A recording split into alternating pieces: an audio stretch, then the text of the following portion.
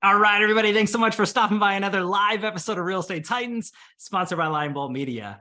I'm your host, Greg Fowler, traveling throughout the marketplace, interviewing the top real estate professionals in our field, essentially gathering insight, inspiration, really drives and motivates these top producers above and beyond everybody else in what I'd like to consider a real estate titan. Now, our very special guest and feature titan for episode 277 from beautiful Puerto Rico, none other than my good friend, Lexy Sanchez. Lexy, it's an honor to have you. Thank you so much for taking the time. I cannot wait to jump in. I'm so excited to be here. Thank you. I say beautiful Puerto Rico, but we are sandwiched right now between two big tropical storms. So, beauty's all in the eye of the beholder, but it's pretty awesome. I can't thank you enough for jumping in on this, even with the weather that's coming in. And again, this is live. The show will continue to go on, Lexy. I can't wait to dive into it. I've been waiting for this. As soon as it got scheduled, I said, I cannot wait to just have a good conversation with Lexy and really share tools, tactics, systems, takeaways. But your story, what really got you into the business and where you're at today. So if you're all right with it, let's just jump right into, kind of main question is, who is Lexy? So your origin story, where you came from, what got you into the business, and kind of what took you up until today. Let's start there. Sure. Well, I would start with I'm the last of 5 children, and that is significant because I think there are, birth order has a play in who you end up becoming. 100%. And I'm really lucky to have a tight-knit family.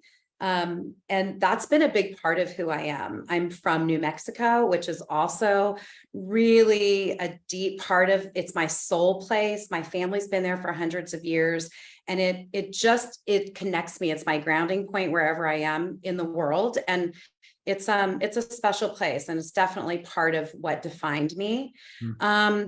Let's see. So I have a great partner, Jeff Richmond. I know he's been on here. He's my partner in all things, and he's truly my best friend. There's nothing better than that, to be able to spend every day with someone that not only challenges you, but that can be stupid and goofy and dance in the kitchen to a dumb song like we did last night and just have fun, which is super great. I mean, it keeps life fun and effervescent, which I think is important, at least for me. I have 2 boys, which, oh my God, they are 28 and 26. I cannot believe they're that old. And can you see, let's see if I can point that thing right there. I can, yes. That is, I can't believe I'm telling this, but that's an ultrasound picture. So there's going to be a new person in my life, a little thing. Congrats, seriously? I'm so excited. Wow. So, my son's probably going to kill me for telling people that, but I just honestly, it's such a cool thing to have a life come into the world just beyond your kids. I mean, kids are awesome, but to think of your kids having kids, kind of unbelievable. So that's a very exciting thing in my life.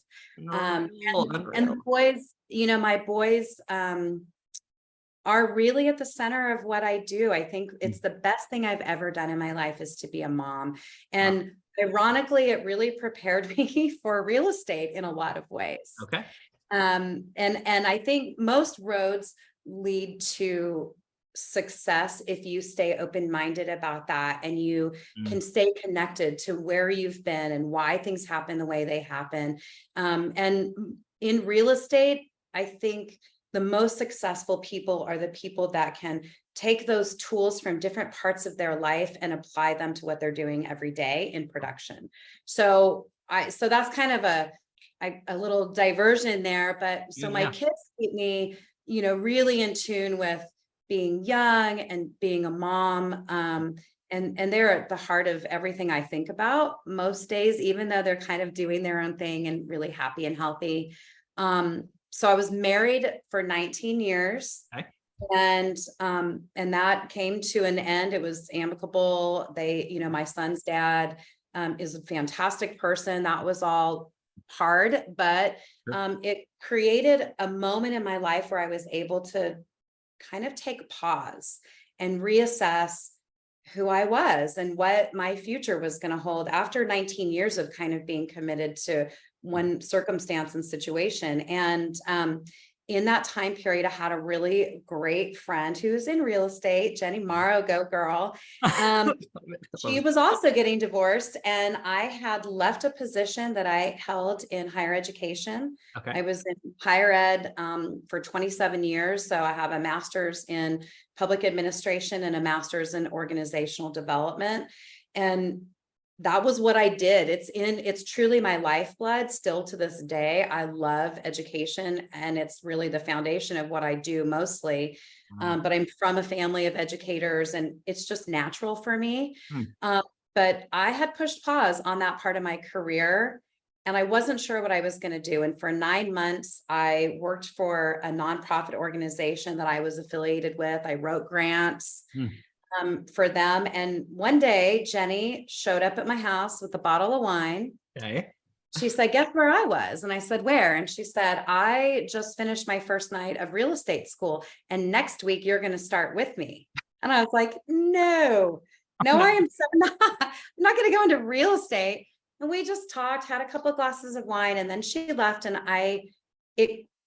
it got stuck in my brain. And this idea of being able to, work to earn as much as I was willing to work for, because there's always a glass ceiling in regular jobs. I mean, even at the highest level, you can be a president of a university, and there's always going to be limits. And there was something really exciting. And I think for a lot of people that go into real estate, that notion of freedom, in the sense of just being able to work as hard as you want to, is really enticing. And certainly for me, it was. And so, dang it, I did research all night. And the next day I called Jenny. I said, okay, fine, I'll start. So we got our license together. We started out. I had no idea what I was doing. I didn't know what lead generation meant.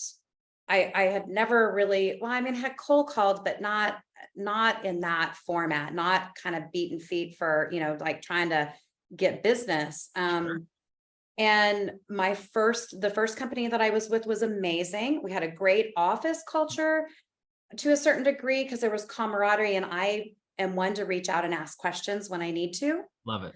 I'm not afraid to say, I have no idea what that is or what that means. I just want to find out more.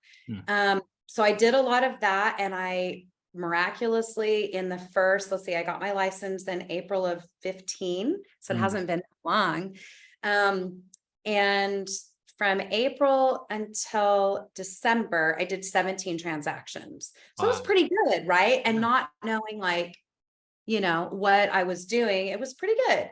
And then I got hired by Jeff to be his listing director, and I moved brokerages, and I had no idea, but I was like, I'm going to say yes and figure it out. Right. And I did. And in the next 10 months, I took 92 listings. I worked with 6 buyers.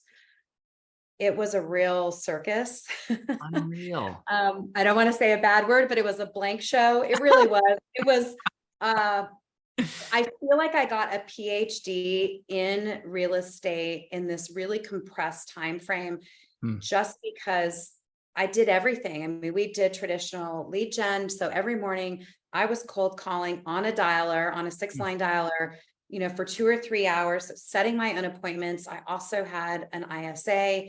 We worked together to massage kind of scripting with what I do when I get into an appointment. Wow. And so I was going on like 3 to 5 appointments a day, most days of the week. And I will say, like, a little word of advice from someone who has worked at that level is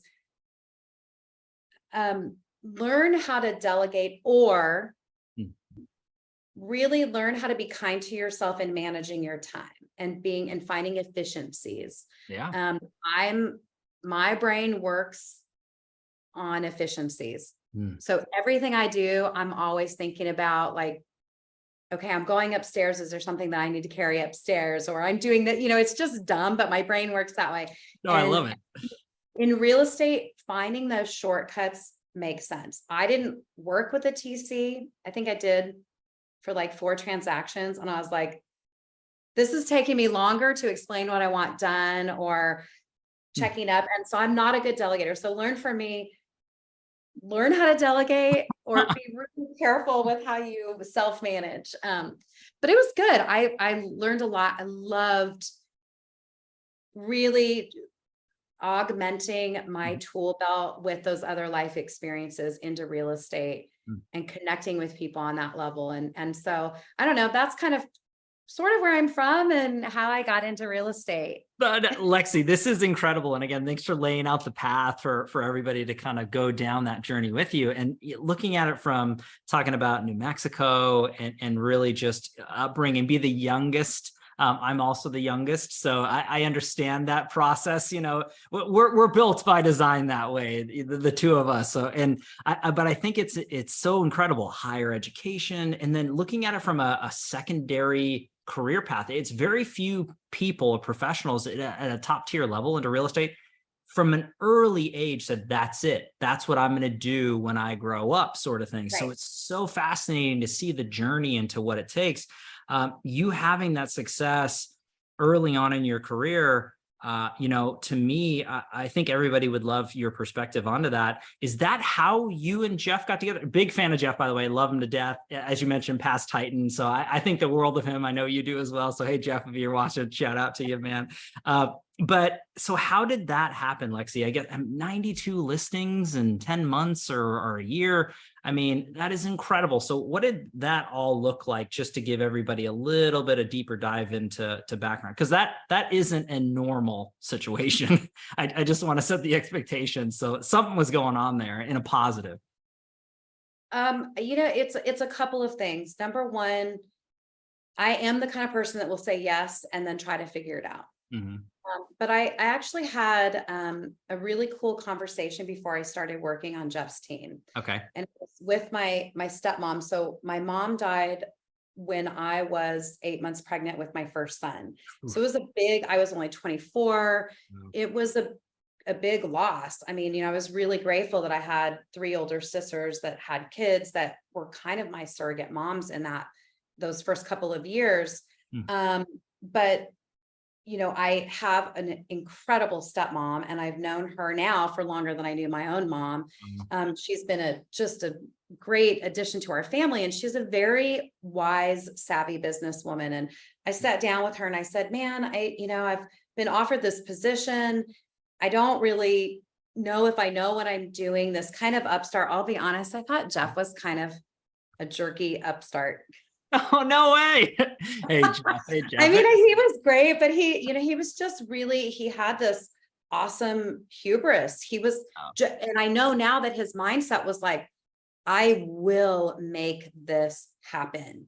And I love and respect that so much about him. So I remember sitting down with my stepmom and saying, Elaine, I don't know what I should do. And she said, listen, does he have a plan? Does he have a system? Does he know what he's doing? And I was like, yes, you know. And she said, then just go, soak it all in, you know, follow the plan, and then bring Lexy to it. And I was like, okay. So I started with Jeff's team, and they really did have it dialed in. I mean, it was pretty, I won't say mechanical in a bad way, but it was very well structured. Love it. Team. And we all, you know, kind of took our seat on the bus and figured it out. Now, we did butt heads a couple of times, Jeff and I, before we were ever together as a couple, where I just pushed back and said, listen, like, I'm also older than him, by the way, for like 11 years. So I kind of pulled like the age card a couple times. Like, hang on, I'm older than you. But, and I just said, like, for me to be comfortable and for me to really work at my peak level, I need to have this framework, but I need you to allow my addition and my flexing. Beautiful. And I really believe that it's one thing to put yourself in a framework of success, which is awesome. And we have, I mean, you know, books and books. My whole room here is full of books. I know you're a big reader. Yep. Most successful real estate people, titans, are reading stuff, not just in the real estate, especially not in the real estate space. Right. But, you know, you create this framework that's built on best practices and experience and education and all these things. But then you got to bring your own magic. And that's the piece, because this is a relationship business, whether it's with finessing a difficult transaction with another agent, whether it's talking your clients off of a fence, whether it's talking yourself off of a fence, balancing and juggling the demands of life, and, you know, just kind of being a well-rounded person. You've got to bring your own touch. Wow. And so, you know, Jeff and I did a little back and forth, and the second he just let me go, it took a life of its own. Wow. And honestly, when I think about everything in my life that I've done, real estate or otherwise, the times that I've tried to be something other than who I really truly am have failed. Wow. And that's the biggest piece. I feel like if I could stand on the rooftop and scream one thing, it would just, you know, we're kind of caught up in this authenticity thing now. Everybody's like, oh, be authentic. Like, people are trying so hard to be authentic, they're not authentic, which is kind of funny. Yes. Well said. You know, I'm just like, woo, guys, you're kind of missing the point. A little irony there. But honestly, I would just say, just be you, because that's all that you have. Wow. And be a work in progress. Like, I'm constantly working on myself. And that is, boy, that's the real tough piece of this whole life thing, is that sometimes we look outward and the hardest thing to work on is inside. But when you start doing that, that's when the magic happens. And so I don't know if that even answered your question. No. It did, Lexy. The fact that you broke that down once again, as you mentioned it, I mean, 3 to 4 hours a day when you're talking about prospecting and really reaching out to individuals and one another, you know, 5 appointments in that process in a day. I mean, putting in the repetition and executing on a high level, it's effort. Having a culture, camaraderie, and or guidance framework is crucial. You got to have the systems in place. You got to have a roadmap to follow. But to me, and I love the fact that you're talking about authenticity, being Lexy, or putting that Lexy on it as the advice that you were given and you've put to task. The fact that you and Jeff were able to have those tough conversations to say, hey, this is, you know, kind of where I see and what's going on. It shows massive amounts of character and integrity and humility to really have those types. And not everybody has that relationship with a mentor, with guidance through leadership, through team building. So the fact of the matter is that's just a beautiful, you know, situation that's going through. You being a lifelong learner and constantly educating yourself and taking your knowledge base to a higher level is huge. And obviously prior to this, with higher education, that is just natural to you. And I love that you're talking about keeping it true to your nature. There is so much inauthentic authenticity out there. And I think that that's a massive message moving forward. So I love what you're saying. This makes a ton of sense as to why the volume and perspective has happened that way. What does it look like past that point, Lexy? Because you've done a lot, you've seen a lot.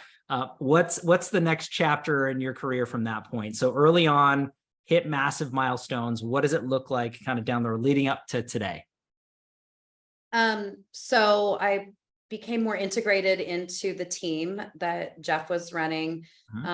And honestly, we were introduced to EXP, and it was a really fascinating experience because funny enough, Jeff had been pursued he'd been getting calls to talk about the model for like 7 months. Whoa. And he had just been shutting it down, but he's so nice. Like, I'm the person that's like, lose my number, don't call me again. Like, I'm done. When I'm done, I'm done. Jeff is so sweet. He's like, you know, oh, you know, now's not a good time. Could you call me back in 2 weeks? And like clockwork, you know, he was getting the call back. And I finally just called him out and said, look, we talk to people about, you need to understand what you're saying no to before you say no, and that you don't want to waste time with things. So just either take the call and understand and then say no, or just don't take the calls anymore. Wow. And so he took the call and he like ran. I mean, it's kind of a long story. You probably already told it. I don't need to bore everybody with it, but I was literally at lunch with a girlfriend and he had the initial call, and he came to where I was having lunch and was like, sorry to interrupt, but oh my gosh, you have to hear this. You got to, you know, learn about this. And so what was interesting for us with EXP is the model for him. He saw certain aspects of the model that made sense. I saw completely different aspects. And I think that's what really turned us on about being at EXP. So Wow. for all of those reasons, we moved to EXP and chose shortly thereafter to kind of dissolve the team in a formal way Gotcha. and really embrace this idea of building a team of colleagues that weren't necessarily under a traditional team umbrella, but Mhm. being able to work around that. And then building upon all of that. And I was doing transactional real estate, the whole time. So we've been at EXP coming up on 7 years, Wow. which is Time really flies. exciting. And I just, it's been a fantastic experience, a great company to be in Mm. association with, and I've been able to do some really fun things there. But I think the most important part of it is this idea that you're connected to people in a very intimate way Mhm. when you have a conversation and say, hey, this model might be great for you. How does it fit your goals? How, in all ways, not just in real estate, but just in your life. And how can we help support that and move that forward? And for Jeff and I, because we're both from an education background, Mhm. it took us a couple of years to kind of get in the groove. Uh-huh. But then to really sit down and say, like, how do we build something Mhm. that encompasses all of our values, what we're best at, what we can really give as a gift to people to try to help them in their journey. And Mm. that was to kind of distill it down to education, support, and honestly, love. Okay, this is going to sound really dumb, but I'm the last of 5, and I remember literally, and it's funny that I'm bringing this up, and maybe this is why this was a memory on my Facebook this morning. As the 5th child, I remember at some point asking my mom, like being worried that the love was going to run out. Like, Wow. how could she love me if I was number 5? And Mhm. I remember my mom said, gosh, I don't want to get emotional. That's weird. I'm not like a big crier. My mom said, Lexy, love is infinite. Mm. It never runs out. You can never, and she taught me in that moment, she said, you should tell people that you love them. You can give it away. It doesn't mean that you love someone less or that it just never goes away. And so I think my motto has always been, well, it is live big, love bigger. And Wow. so part of what Jeff and I have built at EXP and our group is what we call the community. Mhm. And a big essential piece of that is love. Mm. And that means something to me. And that I sign off on, when we're doing a session, I'm like, I love you guys. And I really do. That's a big part of who we are. So that's that's how we kind of ended up where we are today. I'm not doing as much transactional work, Sure. but I'm supporting a lot of people who are. Mm. And Jeff and I have a few coaching clients. We've really niched into working with couples in particular Ooh, love it. that have to bring their business together and helping them to find their lanes and to navigate some of the funky stuff that happens, like competition. How do you become congruent? Mm. Like yin yang is great, but they're perfect sides, and it's Right. never a perfect size, Ooh, like well said. we don't always totally fit in like exact measurement. So it's always about how do we find congruency in our business and in our relationship and move forward. So we coach a little bit around that. Hmm. I work on some projects outside of real estate as well. Ah. In some industries that are completely outside of the realm of real estate, Wow. but always, again, that tool belt follows you around, right? Because it's always about people. It's always about thinking, what are the motivations for me? What are the motivations for the other people? Like, I'm a real big disc translator. Okay. And for me, it's a great, it's a great framework for thinking about how people relate in the world. And it just kind of helps me to identify. So I can be like, oh, my initial thing was that person is a high D, but how did that go wrong in that conversation? Well, it's because they're not really a D, they're really an I, Mm. and I blew it because I didn't flex right, because it's funny. I've been teaching leadership even back in my previous career in higher ed. And the idea of the only thing you can control is you. I can't change the system not very readily. I Sure. can't change other people. The one factor I can change is me. So Mm. learning how to flex still in an authentic way Mhm. is so powerful. And it helps you know yourself better. Like trying to figure everybody else out forces you to understand you. I love that perspective and analogy to that, Lexi, because you're truly caring about the individual or individuals you're communicating with. And Sure. ultimately, you can't have a conversation with somebody if you really don't know who you're talking to, where they're Right. coming from, what the perspective is. And I think ultimately asking the right questions and then truly listening with intent to then have a dialogue conversation that's meaningful and helpful and relatable.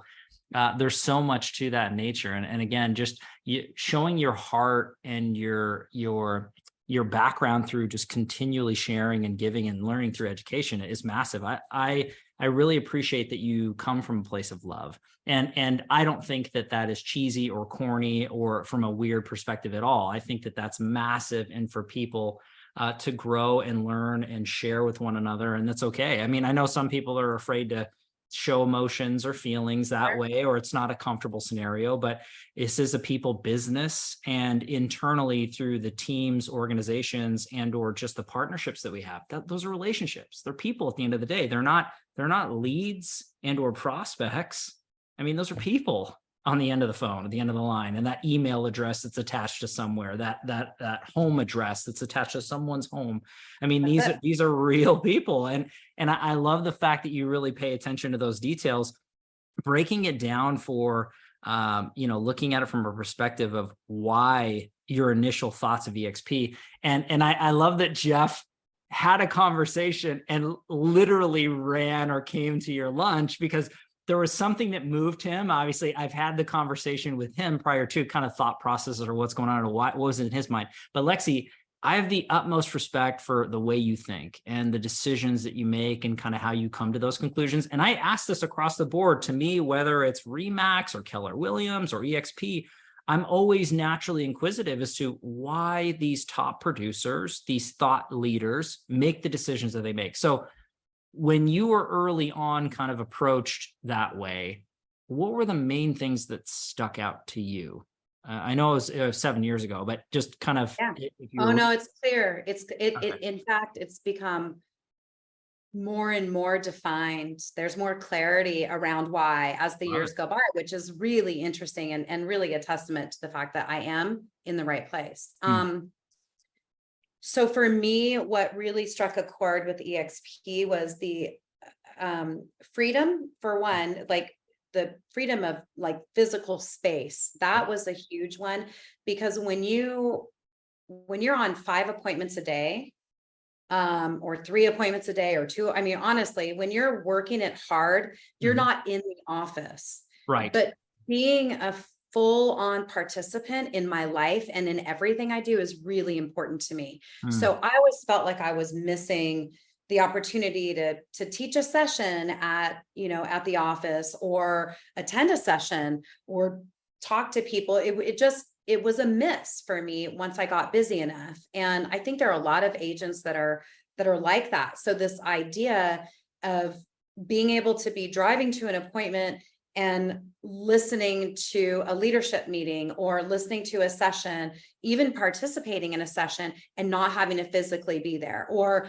being able to attend a class that had been recorded or even live, but like sitting there in my jammies, folding laundry or unloading the dishwasher. Like, it was just like, again, remember the efficiency brain in me was like, wow, I can do a lot of things, but really was about the participation level. Wow. And I remember I've been super fortunate to be part of kind of the grounds up building of EXP. And I don't take a lot of credit for that, but it was really fun to participate. And so I was able to be a founding member of the Agent Advisory Council, which was so cool. And got to really, hear and listen to the great minds of like someone like, Glenn Sanford. Mm. The guy is brilliant. Wow. And not just in real estate. I mean, just the way that his thinking rolls out, you can't have a conversation with him and not be enlightened and inspired to get outside of your own way, you know, to get outside of your normal thinking. So to have that early on was great. I was able to, you know, present. And I remember though, being skeptical about the social part of it, being able to connect and learn from other agents, which was really important to me because I didn't have a lot of experience.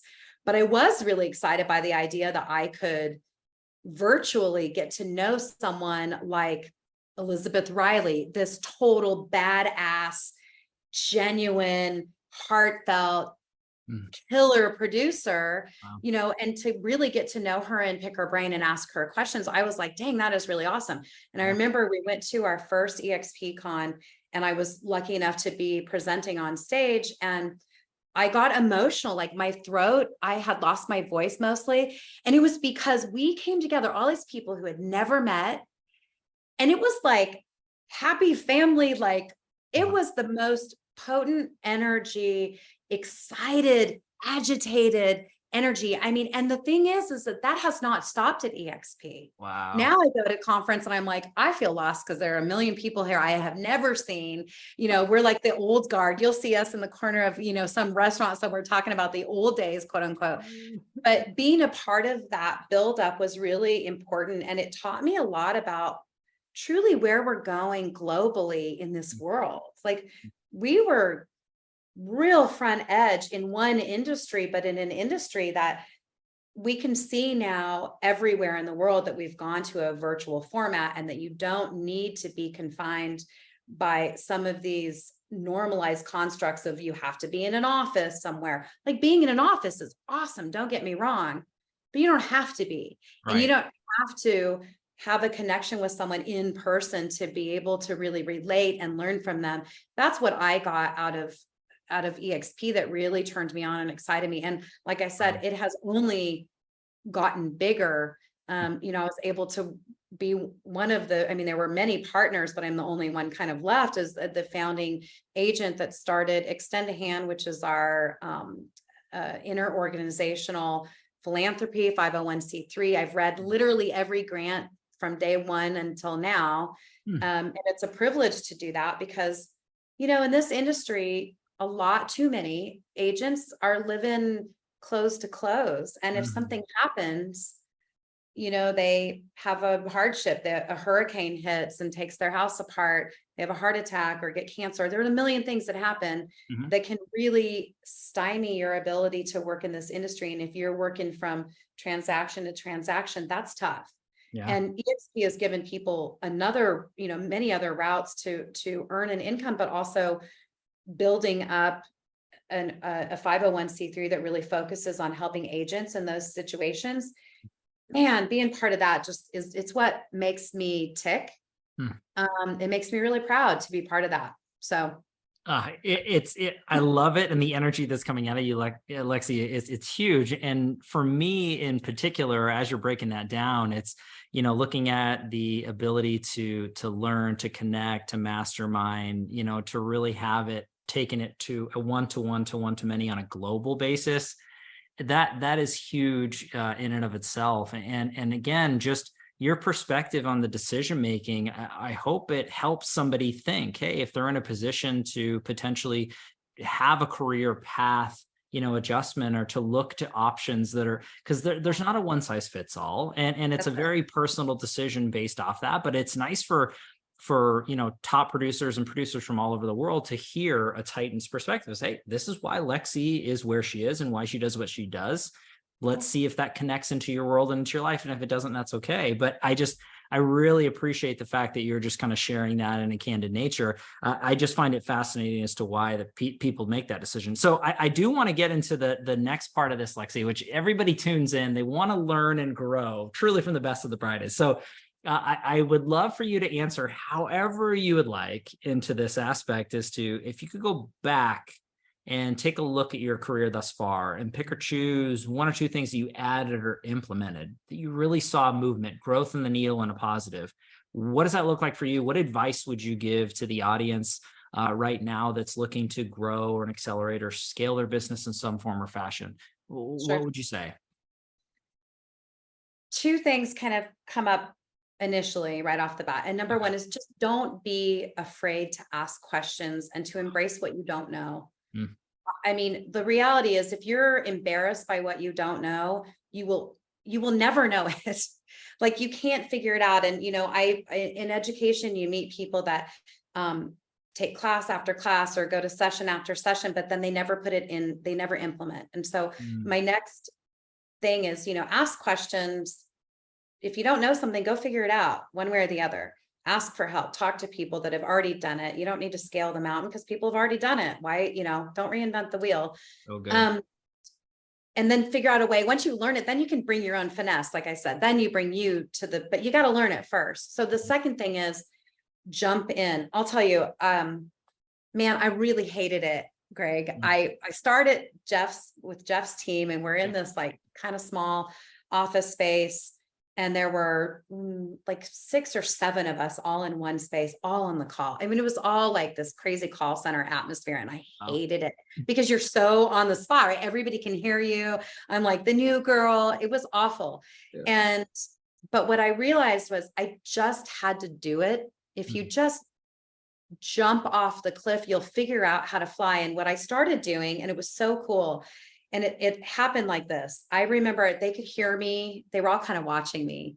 And I'm a pretty bold person. I don't shy away from a lot. And so I was having this conversation. I just kept trying to go on another angle to get this person to keep talking to me and get information. And they could hear, my team could hear that I was hitting objections that I didn't know how to handle. And they were writing stuff on, stick it on like, Post-it pads, and they would put it on the desk. And so then I would like be in the conversation and I would look over and I'd see an objection handler and I'd be like, I'd say it. And I would literally move it to the other side of my desk. I'm telling you, I collected those Post-it notes. I wish I still had them, but I collected them and I used them for months.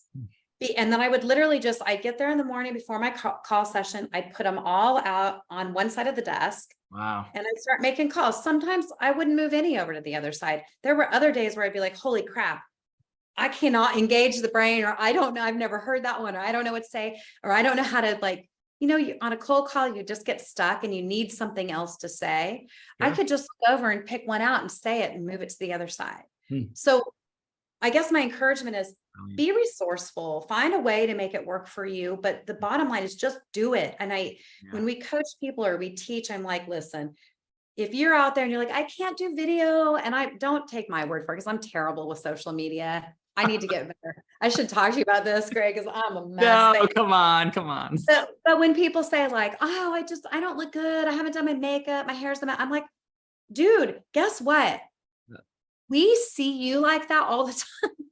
Like that's what you actually look like. So if you're worried about being authentic and putting a real message out there, forget all that crap. Nobody cares. It's what comes out of you, not what's on you, that people really relate to. So just put it out there, and you're just never gonna make it to the next level, whatever that is, until you start asking questions, getting resourceful, and just doing it. Flounder. Oh, well, people that are afraid to pick up the phone, call the lower, kind of motivated leads first. Because if you're going to burn out on somebody, burn out on those. Right. No, I love this aspect that you're mentioning too, Lexy. And again, to the media standpoint, that's such a big objection with all entrepreneurs. This isn't into the real estate space. This is just any entrepreneur or business owner or professional that's really trying to garner attention, get a message out, connect in a meaningful way. There's always excuses that come up. I think there's, it's a mindset sort of standpoint, and somebody with a negative mindset is always going to find an excuse for a solution. So I think that ultimately your advice of just do it is huge, but that's the third prong, right? So asking questions, to me, it pops into my mind. No one wants to appear foolish. So the old adage is, do you want to be a fool for a moment or a fool for a lifetime? Right. So you ask a question that you don't know, you might appear foolish. Okay, who cares? But then you learn from it, and then you're no longer a fool. I think it's one of those things. And to me, I don't know about you, Lexy, but no one likes a know-it-all. I have one person in my life that is in this category. I will not mention his name. If he's watching this, he probably knows because I make fun of him about it all the time. But the point is that why can't you just have the humility to say, no, I have not heard of that, or I don't know about that. Please tell me more. It's stop jockeying for position to pretend that you know it all. Because first of all, everyone knows that no one knows it all. So if you appear to be that person, then you're just going to lump yourself into a category that nobody wants to hang out with you anyways, because every time they talk to you, you're the know-it-all. So I love the asking the right questions, taking the implementation and putting your spin on it, but then taking that action. As you're mentioning those things, Lexy, this is massive advice for anybody in their career path, whether you're brand new into the business or you're a seasoned pro. For sure. This is good. I love it. You can never, well, really any industry, probably, you can't know everything. Impossible. There's always more to learn. There's always something, and really to start pulling in from other industries. Because we're not all that different. So there's always a lot to learn. But ultimately, at the end of the day, being a good spin doctor for yourself. And what I mean by that is, we all get in some negative patterns, right? Sure. Or you get in a funk. And boy, after COVID, a lot of like funkiness happened. Oh yeah. And we tend to externalize not just blame and responsibility, but we externalize the fix.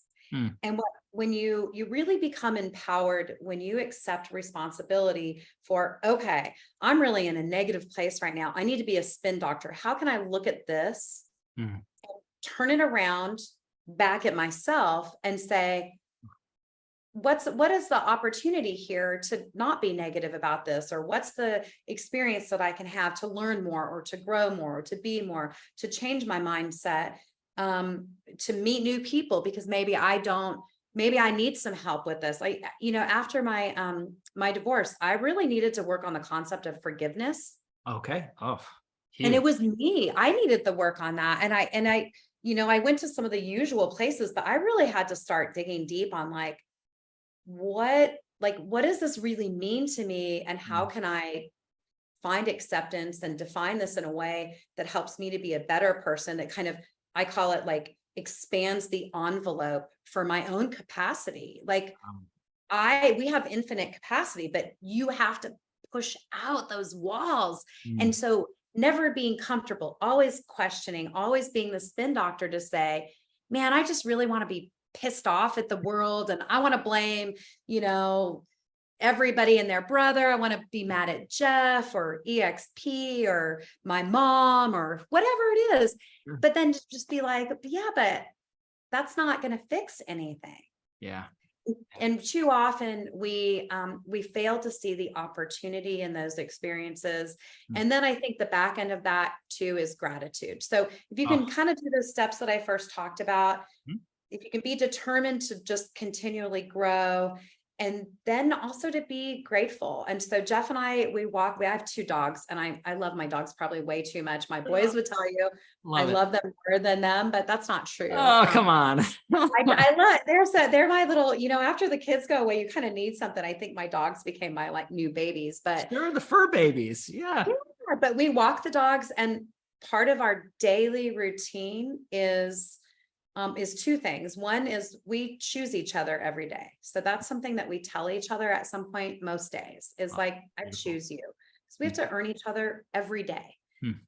And then the second thing is gratitude. And we say our gratitudes when we walk the dogs every day. And that really, there have been many a day when I've been not in my best self, not in the right mindset. And when you do gratitudes, it forces you to really change. And I love that. So I would say implement that kind of stuff into your life every day, even if it's uncomfortable. It's made a big difference in my life. Lexy, this has been massive takeaways, really, that everybody can apply to their lives, to their businesses, to help grow and accelerate. And the attitude of gratitude in that nature. I know personally, I'm grateful that you took the time to be here today. It's very meaningful to me, and I know to the audience, because of what you shared, your story, your journey, but then things that really matter in the life and in the world, and to your relationships, to evolution into life, and to thought process and education. I love it. This was incredible for me. So I can't thank you enough, Lexy, for taking the time. Thank you, Greg. And man, every time I talk to you, I'm just like, oh, he's so cool. He's so great. Like I think you get it on all levels, and it's just fun and an honor, and really, truly to be on this podcast. Thanks. It's awesome. Oh gosh, the honor and the pleasure is all mine. I know the audience appreciates it too. But Lexy, I do have to dub you an official real estate titan. So that is a badge of honor you can wear forever in life. No one can take it away. There's no trophies or plaques, but it's in your heart, is what I always say. Hey, that's where it matters. I tell you, it's awesome. And I will say, Greg, if anybody ever wants to talk to me about anything, yes, they can find me. I'm an open book. I'm always available. I love reach out. So Lexy, what is the best way for anybody out there who's tuning in, who wants to connect with you personally, learn more about what you do and how you do it? Is there any place we want to direct the audience, anybody tuning in? Honestly, any way you can find me. And I'm a realtor, so my info's out there. You can send me a text, send me an email, get, any kind of connection on social media, whatever, however people want to do it. Lexy, you're the best for doing that. I'll have information in the show notes. So everybody, if you love what Lexy's saying and something really stood out to you, reach out. She's offering this. Again, I'm going to be respectful of your time, Lexy. If everybody floods into your DMs or sends you a million texts, please be patient with Lexy. She has a whole business and a life that's going on too. So I appreciate you, Lexy. Again, thank you so much. Everybody out there, thank you so much for your time and attention, your love and support. If you like what we're doing with Real Estate Titans, don't forget to subscribe, to like, and to tune in. Every episode here is live every Tuesday afternoon, a different Titan, a different location. I do have to give our sponsor a quick shout out, Lionbolt Media. If you are a real estate professional looking to grow and scale your business with leading edge digital marketing, visit lionboltmedia.com. We'll catch everybody on the next live episode of Real Estate Titans. Take care. Bye, guys. Thanks, Lexy. Thanks, Greg.